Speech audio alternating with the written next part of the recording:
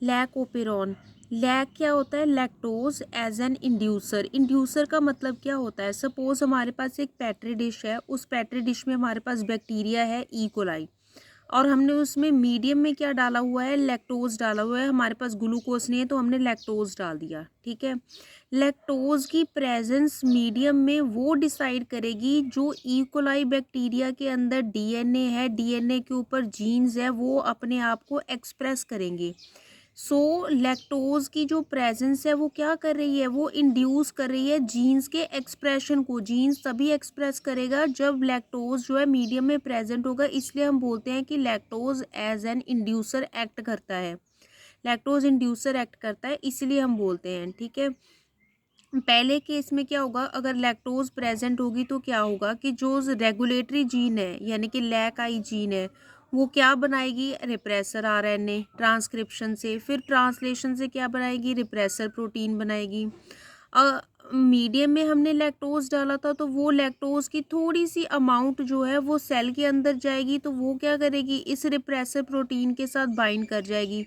उससे क्या होगा? जो रिप्रेसर होगा वो इनएक्टिव हो जाएगा। अगर रिप्रेसर इनएक्टिव होगा तो प्रमोटर रीजन पे जो आरएनए पॉलीमरेज लगा हुआ है उसका जो रास्ता है वो तो ब्लॉक ही नहीं हुआ, वो तो ब्लॉक ही नहीं हो पाया। तो इससे क्या होगा? आरएनए पॉलीमरेज स्ट्रक्चरल जीन के पास जाएगा, उसकी ट्रांसक्रिप्शन कराएगा, फिर ट्रांसलेशन होगी। ट्रांसलेशन होने से 3 तरह के एंजाइम्स बन जाएंगे, बीटा ग्लैक्टोसाइडेज, परमीएज, और तीसरा कौन सा है? Trans acetylase. बीटा ग्लैक्टोसाइडेज क्या करेगा? अब लैक्टोज क्या है? डाइसैकेराइड है, कॉम्प्लेक्स शुगर है, इसकी ब्रेक डाउन कर देगा सिंपल शुगर में, यानी कि ग्लूकोज और ग्लैक्टोज बन जाएगा। परमीएज क्या करेगा? परमिएबिलिटी को इंक्रीज करेगा। किसकी परमिएबिलिटी को इंक्रीज करेगा? लैक्टोज की परमिएबिलिटी को इंक्रीज करेगा सेल के अंदर, ठीक है। सेकंड आगे क्या है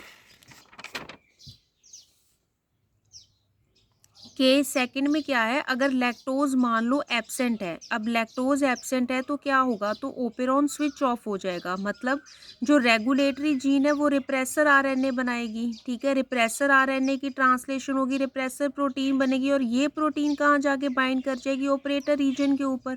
ऑपरेटर रीजन पे बाइंड कर जाएगी तो क्या होगा? प्रमोटर रीजन पे क्या लगा है? RNA polymerase. आरएनए पॉलीमरेज के रास्ते में तो हमारे पास प्रोटीन आ गई ऑपरेटर के ऊपर। यहाँ पे क्या हुआ कि जो रिप्रेसर प्रोटीन थी ये ऑपरेटर रीजन के साथ बाइंड कर गई, तो आरएनए पॉलीमरेज तो यहाँ पे बाइंड है, तो अगर ये यहाँ पे बाइंड है, यहाँ पे आगे प्रोटीन बाइंड कर गई, तो इसका जो रास्ता है वो तो ब्लॉक हो गया। तो ये स्ट्रक्चरल जीन के पास कैसे पहुँचेगा? अगर स्ट्रक्चरल जीन के पास नहीं पहुँचेगा तो ट्रांसक्रिप्शन ट्रांसलेशन कैसे होगी? तो हम बोलते हैं कि जो ओपेरॉन है वो क्या हो गया? अब स्विच ऑफ हो गया है। समराइज कैसे करेंगे इसको कि रिप्रेसर प्रोटीन अगर ऑपरेटर जीन के साथ बाइंड करेगी तो ओपेरॉन स्विच ऑफ हो जाएगा। इंड्यूसर अगर रिप्रेसर के साथ बाइंड करेगा तो ओपेरॉन स्विच ऑन हो जाएगा। इसको हम कैटाबॉलिक पाथवे बोलते हैं। कैटाबॉलिक पाथवे क्यों बोलते हैं? क्योंकि लैक्टोज की ब्रेक डाउन होती है। लैक्टोज एक डाइसैकेराइड होता है, उसकी ब्रेक डाउन होती है। मोनोसैकेराइड्स में सिंपल शुगर बनती है, ग्लूकोज ग्लैक्टोज बनता है। इंड्यूसिबल सिस्टम क्यों बोलते हैं? क्योंकि lactose as an inducer act करता है, उसकी प्रेजेंस से जो जीन्स है वो एक्सप्रेस करते हैं, और जो ओपेरॉन है वो स्विच ऑन होता है।